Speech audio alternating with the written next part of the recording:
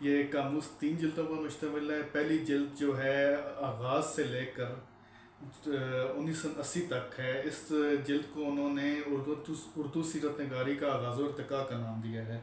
دوسری جلد جس میں 1980 سے لے کے 2010 تک کی کتب سیرت کی فہرست سازی کی گئی ہے، اس کو انہوں نے اردو سیرت نگاری کا تنوع کے نام سے کا عنوان دیا ہے۔ اور تیسری جلد جو 2011 سے لے کے 2024 تک ہے، اس میں اس کو انہوں نے اردو سیرت نگاری کا عہد زرعی قرار دیا ہے، یعنی کہ اس کو عنوان دیا ہے۔ کتاب کے اگر مختلف ایڈیشنز شائع ہوئے ہیں تو ان کو بھی الگ الگ ان کا بھی الگ ذکر کیا ہے۔ اور ایک کتاب جو کسی دوسری زبان سے اگر ترجمہ ہوئی ہے اور اس کے 2 مترجمین ہیں تو ان کو بھی الگ الگ شمار کیا ہے۔